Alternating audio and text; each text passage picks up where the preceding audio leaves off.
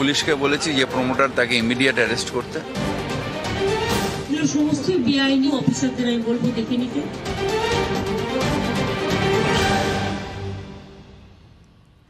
ঠিক সন্ধ্যা 6টা নিউজ 18 বাংলা জেলা থেকে সরাসরি নিয়ে আপনাদের সঙ্গে রয়েছে আমি তমশ্রী। শুরুতেই গার্ডেন রিচের খবরের দিকে নজর রাখতেই হবে, কারণ মাঝরাতে যে বিপর্যয়, নির্মীয়মান বহুতল ভেঙে গার্ডেন রিচের ফতেপুরের রোডের বহুতল ভেঙে মৃত এখনো পর্যন্ত 7 জন এবং বেশ কয়েকজন এই ঘটনায় আহত।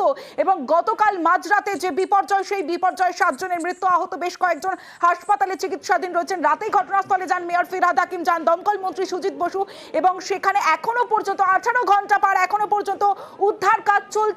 এখনো আটকে থাকার আশঙ্কা রয়েছে এই গার্ডেন রিচে, যেখানে ঝুপড়ির মধ্যে ভেঙে পড়ে নির্মীয়মান বহুতলা, সেখানে এখনো পর্যন্ত অনেকের আটকে থাকার আশঙ্কা কিন্তু রয়েছে।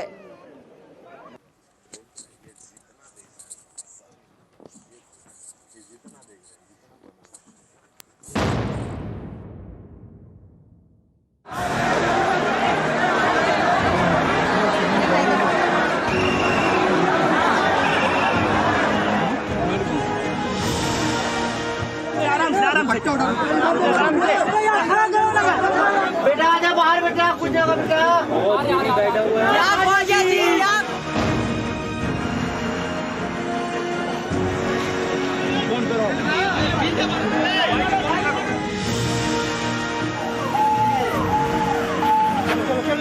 পুরো ধোঁয়া ধোঁয়া হয়ে গেছিল। বাচ্চা কাচ্চা নিয়ে সব আমরা তাড়াতাড়ি বেরোই, তালা খুলে আচানা ঘুরি পোকা মোড় আমাদের আওয়াজ হ হ করে পুরো ধোঁয়া ধোঁয়া ভরে গেল একদম।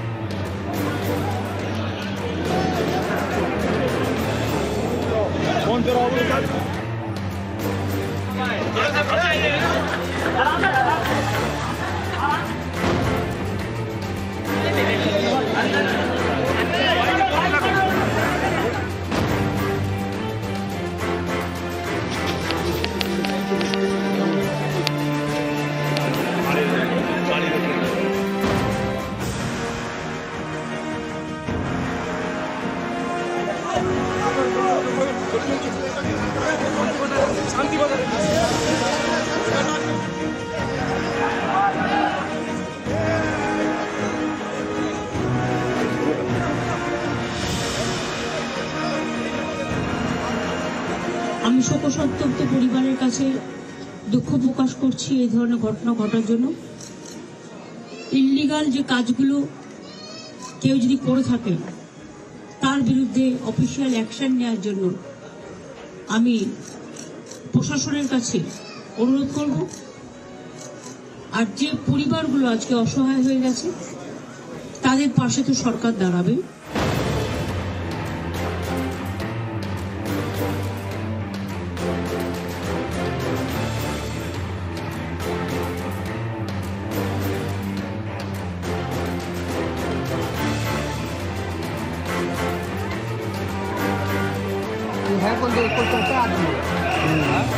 ফোন করছে ভেতর থেকে কি আমাকে, আমি ভেতরে আছি, একটু আমাকে বার করো। ইটের ধুলোতে ধুলো ধুলো ঘর मान हो गए। बच्चा को खाना खिला रहा था, अचानक से पूरा बिल्डिंग गिरने लगा। हमने सोचा कि अंधा तूफान आया, बिल्डिंग पूरा टूट के गिर रहा है। খেলা করতে করতে আমার পিছন থেকে পড়েছে, আমি মেশিনের ভেতরে মেশিনের নিচে পড়ে গিয়েছিল।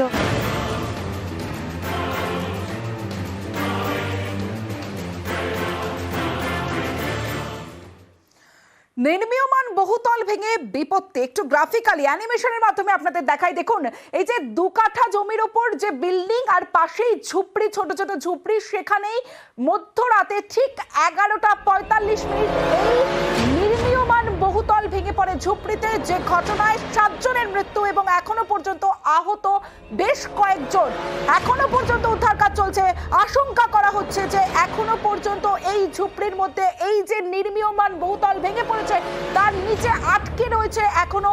এবং ঘটনাস্থলে যান আজ মুখ্যমন্ত্রী মমতা বন্দ্যোপাধ্যায়, সেখানে গিয়ে তিনি কথা বলেন সেখানকার স্থানীয় মানুষজনদের সঙ্গে এবং হাসপাতালে যারা চিকিৎসাধীন রয়েছেন তাদের সঙ্গেও কথা বলেন, এবং তিনি রাজ্যের তরফ থেকে আর্থিক সাহায্য ঘোষণাও করেন। আমি শোকসন্তপ্ত পরিবারের কাছে দুঃখ প্রকাশ করছি এই ধরনের ঘটনা ঘটার জন্য। ইল্লিগাল যে কাজগুলো কেউ যদি করে থাকে তার বিরুদ্ধে অফিসিয়াল অ্যাকশন নেওয়ার জন্য আমি প্রশাসনের কাছে অনুরোধ করব, আর যে পরিবারগুলো আজকে অসহায় হয়ে গেছে তাদের পাশে তো সরকার দাঁড়াবে। এখানে সব দিক আমি দেখলাম ওরা ভালো। আমি বলে দিয়েছি একটা হেলথ সেক্রেটারি ডেপুট একটা ডক্টর টিম পাঠাতে, বাট যারা আছে স্টেবল আছে।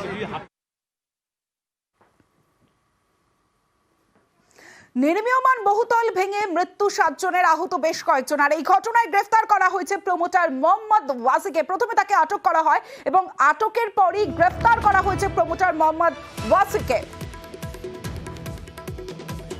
গার্ডেন রিচে যে ঘটনা, সেই ঘটনায় নির্মীয়মান বহুতল ভেঙে মৃত্যু 7 জনের।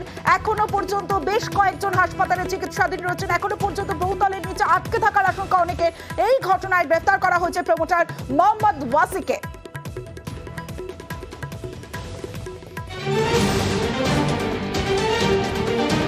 আমি পুলিশকে বলেছি যে প্রমোটার তাকে ইমিডিয়েট অ্যারেস্ট করতে। সমস্ত বেআইনি অফিসারদের আমি বলবো দেখে নিতে। বুড়ো আঙুল ঘিঞ্জি এলাকায় বহুতল, সেটাও আবার জলাজমি বুঝিয়ে মানা হয়নি পুরসভার একটি নিয়মও। এমনই সব চাঞ্চল্যকর অভিযোগ। আর এসবের পরিণতি গার্ডেন রিচে মাঝরাতে বহুতল ভেঙে বিপর্যয়, প্রাণ গেল 7 জনের।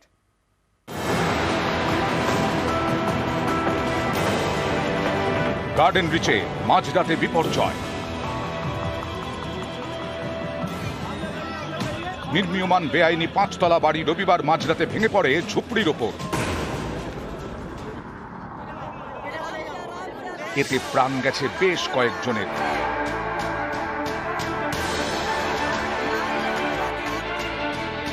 এই হচ্ছে গার্ডেন রিচের সেই এলাকা। গার্ডেন রিচের ফতেপুর রোড ঘিঞ্জি এলাকা, গায়ে গায়ে একটার পর একটা বহুতল।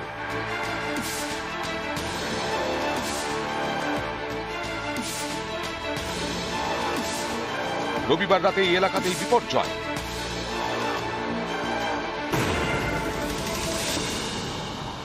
গুরুতর আহতও হয়েছেন বেশ কয়েকজন।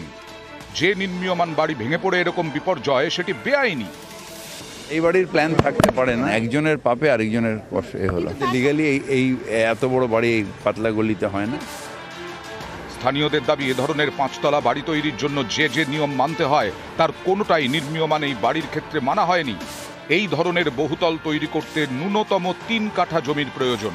ভেঙে পড়া বাড়িটি তৈরি হচ্ছিল 2 কাঠা মতো জমির ওপর। প্রথম কথা, বিল্ডিংটাই টোটালি ইনলিগাল। এখানে ধরুন যেটা ঘটেছে সেখানে হয়তো হার্ডলি 2 কাঠা হয়তো জমি ছিল। এ ধরনের বহুতলের সামনে 20 ফুট চওড়া রাস্তা থাকতেই হবে। এখানে বহুতলের সামনে সরু গলি, সামনে 4 ফুট জায়গা ছাড়া বাধ্যতামূলক। এই বহুতলে কোনো জায়গাই ছাড়া ছিল না। এই ধরনের বহুতলের একপাশে 4 ফুট জায়গা ছাড়তেই হয়, সেই নিয়মও এক্ষেত্রে মানা হয়নি। পুরসভার নিয়ম অনুযায়ী এ ধরনের বহুতলের আরেক পাশে 8 ফুট জায়গা ছাড়তে হয়। এক্ষেত্রে তেমন জায়গা ছাড়া হয়নি। বহুতলের পেছনের দিকে ছাড়তে হয় 15 ফুট জায়গা। ভেঙে পড়া বাড়িটির পেছন দিকেও কোনো জায়গা ছাড়া ছিল না। আগে তো একদম কোনো প্ল্যানই হতো না, এখন কিন্তু প্ল্যানটা হচ্ছে। কিন্তু প্ল্যানটার মধ্যেও আবার 2 নম্বরই আছে। 2 নম্বরই বলতে কীরকম, আপনি ধরুন G+2 স্যাংশন নিয়েছেন, সে G+3 করে দিচ্ছে, তার মানে সেটাও ইনলিগাল। এখানেই শেষ নয়, স্থানীয়দেরও দাবি বাড়িটি তৈরি হচ্ছিল জলা জমি বুঝিয়ে। স্থানীয় মানুষরা বলেন ওই জায়গাটা হচ্ছে জলা, আগে অনেক আগে, তারপর ভরাট করে ওর কাজ করেছে, আগে জলাই ছিল। প্রথম কথা, বিল্ডিংটাই টোটালি ইনলিগাল। এবং আমি যেটুকু জানি ওখানে একটা ডোবা টাইপের ছিল, পুকুর বলাটা ভুল হবে, ডোবা টাইপের ছিল, সেইখানটা ভরাট করে ওরা এইসব করেছে।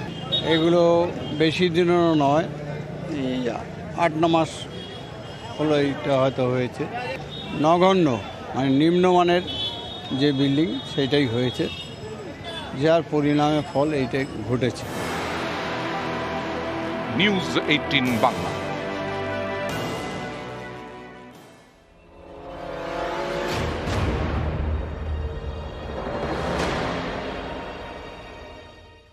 আর এই বেআইনি নির্মাণে সোচ্চার স্থানীয়রা। মাত্র 6 হাত জায়গায় 6 তলা নির্মাণ তৈরির অভিযোগ, এবং এটা একটা নয়, এরকম একাধিক ইললিগাল কনস্ট্রাকশন আছে, এমনটাই অভিযোগ স্থানীয়দের।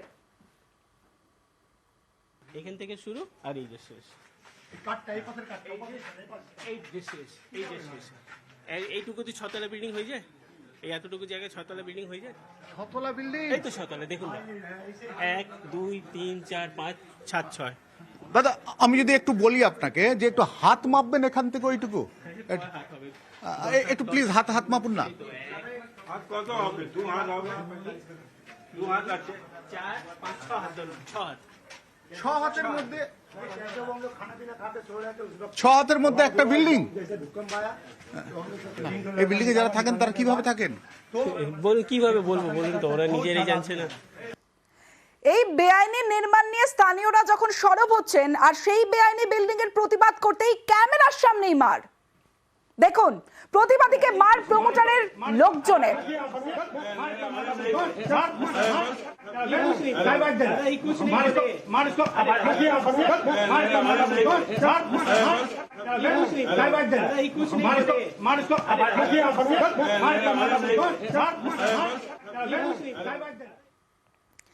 এই বেআইনি নির্মাণ কার্যত স্বীকার করে নিয়েছেন মেয়র ফিরহাদ হাকিম। তবে প্রমোটার রাজের জন্য বাম আমলকেই দায়ী করলেন মেয়র ফিরহাদ হাকিম। না, এটা লিগ্যাল বাড়ি না, ইললিগাল বাড়ি হচ্ছিল এবং সেই অনুযায়ী আইন অনুযায়ী যা ব্যবস্থা নেওয়া সেটা আমরা নেব। এটা বামফ্রন্ট আমল থেকে, এখন খুব একটা হয় না, কিন্তু বামফ্রন্ট আমল থেকে এটা এখানকার বা আরো কিছু অঞ্চল আছে যেখানে এটা একটা রীতি হয়ে দাঁড়িয়েছে। এটা একটা ট্রেন্ড চলছে, কিন্তু সেই ট্রেন্ডটা চলছিল কেন না, বিএলআরওর কাছে গিয়ে নাকি সঠিক হয়ে যেত, পারমিশন পেত না। পাল্টা জবাব দিয়েছেন মোহাম্মদ সেলিমও। মেয়রের যদি সাহস থাকে তাহলে যত বেআইনি বাড়ি আছে ভেঙে দিক, বাম আমলে ভেঙে দিক, ম্যাপ করুক। মেয়র নিজে এখানকার এমএলএ, তাহলে তার ডবল দায়িত্ব। পুলিশ ছাড়া এই কাটমানি, এই দুর্নীতি চলতে পারে। আজকে মোদি হোক, মমতা হোক, বিজেপি হোক, তৃণমূল হোক, যা কিছু হয়, হয় নেহেরু করেছে না জ্যোতি বসু করেছে, তাহলে ওদের আমলে কি হলো? আর গার্ডেন রিচের এই ঘটনার জন্য দায়ী দুর্নীতি দাবি করেছেন প্রদেশ কংগ্রেস সভাপতি অধীর রঞ্জন চৌধুরী। গাফিলতি ছিলই, নাহলে ভাঙবে কি করে? দুর্নীতি সব থেকে বড় কারণ, লুটটা সব থেকে বড় কারণ। গোটা কলকাতা যদি লুট হচ্ছে এইভাবেই, তদন্ত হোক, দেখতে পাবেন এগুলো সব পরিকল্পিত হবে। গোটা কলকাতাকে কনক্রিটের জঙ্গলে রূপান্তরিত করার মাধ্যমে হাজার হাজার কোটি টাকা লুট হয়েছে গোটা কলকাতা জুড়ে। নিয়ম কানুন কিছু মানা হয় না। সারা বাংলার মতন কলকাতা পুরসভাও একই স্লোগানে বিশ্বাস করে, পয়সা ফেকো তামাশা দেখো। গোটা কলকাতাকেই এভাবে অবৈধ নির্মাণে মুড়ে ফেলা হয়েছে, তৃণমূলকে নিশানা করেছেন বিজেপি রাজ্য সভাপতি সুকান্ত মজুমদার। তো গোটা কলকাতাকে এইভাবে অবৈধ নির্মাণের যে টেন্ডার, সেটা তৃণমূল নেতারা দিয়ে রেখেছে। তৃণমূল নেতারা কী করবে? প্রতি স্কোয়ার ফিটে তো তারা পয়সা নেয়। তো প্রতি স্কোয়ার ফিটে যদি আপনি টাকা নেন, আপনার মেরুদণ্ডে জোর থাকবে এর বিরুদ্ধে প্রতিবাদ করার। আজকে ভাঙছে, 30 বছর পর আরও প্রচুর বাড়ি ভাঙবে, এখন একটা দুটো করে ভাঙছে। আপনি তৃণমূলের আমলে প্রমোটার রাজ কমেছে, সুকান্তকে পাল্টা তৃণমূল নেতা শান্তনু সেন। কলকাতা পৌরসভার তৎপরতায় বেআইনি নির্মাণের কাজ যথেষ্ট কমেছে। সুকান্ত মজুমদারের জেনে রাখা উচিত যে বিজেপি শাসিত উত্তরপ্রদেশ বা মধ্যপ্রদেশে এই বেআইনি নির্মাণের সংখ্যা বাংলার থেকে বা কলকাতার থেকে কয়েকশো গুণ বেশি, কিন্তু সেখানে তিনি চুপ করে বসে আছেন কেন? সেই বিষয়ে তিনি কেন মুখ খুলছেন না? আর আমাদের সরকার এবং আমাদের প্রশাসন কোনো বেআইনি কাজকে সমর্থন করে না। বেআইনি কোনো কাজ হলে স্বয়ং মুখ্যমন্ত্রী পথে নেমে নির্দেশ দেওয়ার হিম্মত রাখেন যে যেই যুক্ত থাকুক তার বিরুদ্ধে ব্যবস্থা নাও। এটা বিজেপি শাসিত রাজ্যে সুকান্ত মজুমদাররা দেখাতে পারবেন। গার্ডেন রিচে নির্মীয়মান বেআইনি বহুতল আর ভেঙে বিপর্যয়, মৃত্যু হয়েছে 7 জনের। এই ঘটনায় স্থানীয় তৃণমূল কাউন্সিলরকে নিশানা করেছে বিরোধীরা। আর কাউন্সিলরের পাল্টা সাফাই, তার কাজ জল রাস্তা এসব দেখা, কোথায় বেআইনি নির্মাণ হচ্ছে সেটা দেখা নয়।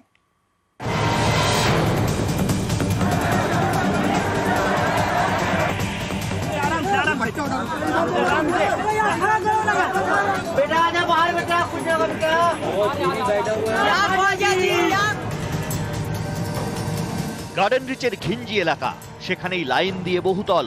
এরকমই একটি বহুতল তৈরির সময়ই রবিবার রাতে ঘটল বিপর্যয়। বেআইনি বহুতল ভেঙে প্রাণ গেল বেশ কয়েকজনের।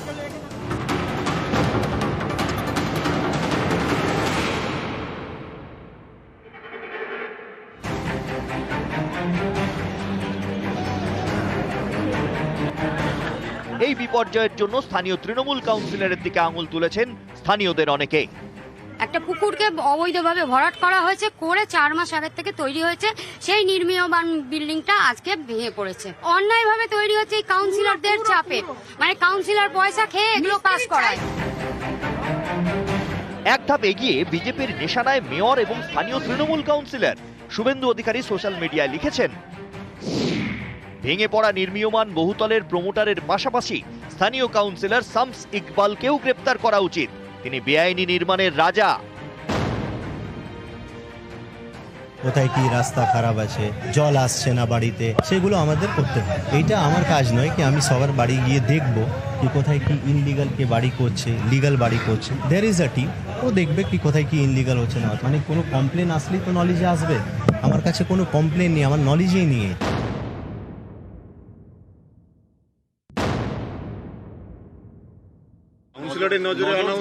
না না না না না, কাউন্সিলর কোন বাড়িটা প্ল্যানে হচ্ছে কোন বাড়িটা আনপ্ল্যানে হচ্ছে এটা কাউন্সিলরের দেখার কাজ না, এটা আধিকারিকদের দেখার কাজ। কাউন্সিলর বললেন তার নলেজেই নেই, অর্থাৎ তিনি কিছুই জানতেন না। বিরোধীরা বলছে মাটির নিচে তো কিছু লুকিয়ে রাখা হয়নি যে কাউন্সিলর জানবেন না মাটির ওপরে 5 তলা বাড়ি হয়েছে, সেটাও পুরোপুরি বেআইনি ভাবে। এলাকায় এত কিছু হলো, এত বড় বহুতল হলো, অথচ কাউন্সিলর কিছুই জানতেন না। কাউন্সিলরকে অন্ধকারে রেখে কলকাতার কোনো জায়গায় কি কোনো বহুতল হয়? কাউন্সিলরের সরাসরি ইনভলভমেন্ট কম, টাকা নেওয়ার বেলায় সেই মাথা।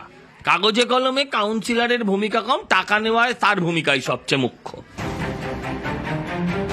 নিউজ 18 বাংলা।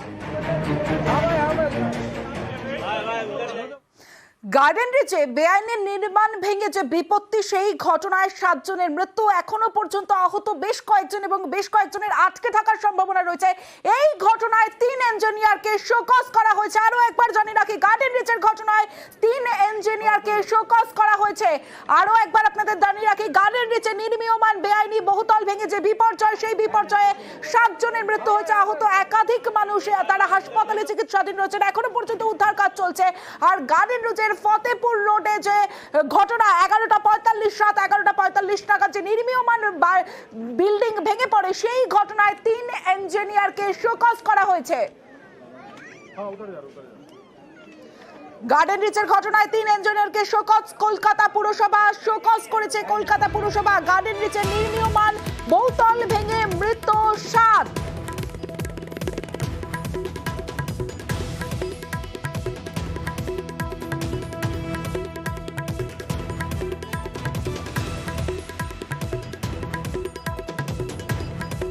এবং এই ঘটনায় মৃত বেড়ে 8 জন। আরো একবার আপনাদের জানিয়ে রাখি, বিল্ডিং বিপর্যয়ে ইঞ্জিনিয়ারকে শোকজ, 3 ইঞ্জিনিয়ারকে শোকজ কলকাতা পুরসভার। এবং গার্ডেন রিচের নির্মীয়মান বহুতল ভেঙে মৃতের সংখ্যা 8।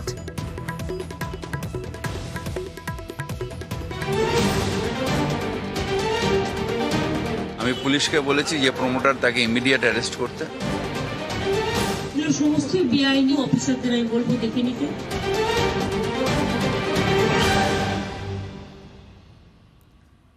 জেলা থেকে সরাসরিতে এবার অন্যান্য খবরের দিকে নজর রাখবো, কারণ সামনেই লোকসভা নির্বাচন। আর লোকসভা নির্বাচনের আগে রাজ্যের নতুন ডিজিপি বিবেক সহায় রাজীব কুমারকে তথ্য প্রযুক্তি দপ্তরের অতিরিক্ত সচিব করা হলো। রাজ্য পুলিশের ডিজি রাজীব কুমারকে অপসারণ কমিশনের। আমার সঙ্গে রয়েছে আমার প্রতিনিধি সোমরাজ রয়েছে, সোমরাজের সঙ্গে কথা বলবো। সোমরাজ, যে রাজীব কুমারকে সরানো হলো, এতে ভোটে কি কোনো প্রভাব পড়বে? দেখো, সাম্প্রতিক সময় এটা নজিরবিহীন যে রাজ্য পুলিশের ডিজিকে লোকসভা ভোট বা যে কোনো নির্বাচন ঘোষণা হওয়ার 2 দিনের মধ্যে অপসারণ করে দেওয়া হলো। 2021 বিধানসভা নির্বাচনেও ডিজি এডিজি আইন শৃঙ্খলাকে সরানো হয়েছিল, কিন্তু সেটা নির্বাচন ঘোষণার অনেক দিন বাদে। কিন্তু এটাই সাম্প্রতিক সময় নজির যে নির্বাচন ঘোষণার 2 দিনের মধ্যে ডিজিকে সরিয়ে দেওয়া হলো। ডিজি রাজীব কুমারকে সরিয়ে দেওয়া হলো এবং তার জায়গায় দায়িত্ব দেওয়া হচ্ছে বিবেক সহায়কে। বিবেক সহায় বর্তমানে ডিজি হোমগার্ড পদে রয়েছেন, তিনি আপাতত ডিজির দায়িত্ব সামলাবেন, এই মর্মে নির্দেশিকা জারি করা হয়েছে। ইতিমধ্যেই রাজ্যের তরফে 3 জনের নাম পাঠানো হয়েছিল, যার মধ্যে বিবেক সহায়ের নামই প্রথমে ছিল, দ্বিতীয় নাম ছিল সঞ্জয় মুখার্জি এবং তৃতীয় নাম ছিল রাজেশ কুমার। মূলত এই 3 জনের নাম পাঠানো হয়, তার মধ্যে বিবেক সহায়কেই রাজ্য পুলিশের ডিজি হিসাবে নিয়োগ করা হয়েছে। আপাতত তিনি রাজ্য পুলিশের ডিজি হিসাবে কাজ চালিয়ে যাবেন, এই মর্মেই নির্দেশিকা জারি করা হয়েছে। বেশ, বিজেপি যদি একটা কেন 100টা 1000টাও বদল আনে তাহলেও মানুষ মমতা বন্দ্যোপাধ্যায়ের সঙ্গে থাকবে বলছে তৃণমূল। জাতীয় নির্বাচন কমিশনের তরফ থেকে যে পদক্ষেপ দেখা গেল তাতে আমরা এইটুকুই বলতে পারি আপাতত যে বিজেপি সবকটি এই ধরনের সংস্থাকে দখল করে নিজের স্বার্থে ব্যবহার করার যে প্রক্রিয়া বিজেপি নিয়েছে তারই প্রতিফলন আমরা দেখতে পেয়েছি। বিজেপি একটা কেন, বিজেপি 100 কেন, বিজেপি যদি 1000 বদলও করে, বিজেপি যেন মনে রাখে মমতা বন্দ্যোপাধ্যায়ের সঙ্গে বাংলার মানুষ আছে, এগুলোর সঙ্গে ফলাফলের কোনো সম্পর্ক থাকবে না, ভোট হবে, বিজেপি হারবে। সিবিআই খুঁজছিল রাজীব কুমারকে, মমতা বন্দ্যোপাধ্যায় ধর্ণা দিয়েছেন, বোঝাই যায় যে তিনি তৃণমূল, তাই সরিয়ে দিয়ে ভালোই করেছে বলছেন সুকান্ত মজুমদার বিজেপি রাজ্য সভাপতি, এবং সুজন চক্রবর্তীর বক্তব্য শোনাবো। প্রথম রাজ্যের কোনো পুলিশ অফিসার আমরা দেখলাম যাকে ডিজি করা হলো যে পালিয়ে বেড়াচ্ছিল, এবং তার জন্য মমতা বন্দ্যোপাধ্যায় ধর্ণা দিতে গেছিল তাকে যেন অ্যারেস্ট করা না হয়। কিন্তু প্রমাণিত তৃণমূল, স্বাভাবিকভাবে প্রমাণিত তৃণমূল যে তাকে সরিয়েছে। রাজীব কুমারের বিরুদ্ধে তো সিবিআই অ্যারেস্ট ওয়ারেন্ট ছিল, তাহলে পরে অবশ্যই সেই পুলিশ অফিসারের ইন্টিগ্রিটি নিয়ে প্রশ্ন আছে। এদের মতো অপদার্থ অফিসারকে সরানোই উচিত। নরেন্দ্র মোদী অমিত শাহর সঙ্গে পরামর্শ করেছিলেন মমতা ব্যানার্জি অপরাধী, তদন্তের অংশীদার, তদন্তে অভিযুক্ত রাজীব কুমারকে ডিজি কেন বানিয়েছিলেন? মমতা ব্যানার্জি ওকে ডিজি করেছিলেন এই মনোভাব থেকে যাতে এই বিভিন্ন রকমের তথ্য লোপাট করার ব্যবস্থা করা যায়, এবং এটা বোঝা গেছে যে অনেক রকম ব্যবস্থা করে তথ্য লোপাট করার পর শিবু শাহজাহান অ্যারেস্ট হয়েছে। ফলে এখন রাজীব কুমারের আর মুখ্যমন্ত্রীর কাছে কোনো কাজ নেই, অতএব এখন তিনি নির্বাচন কমিশন থেকে আউট। মাঝে 3 মাস যা করাবার করিয়ে নেওয়া হয়েছে।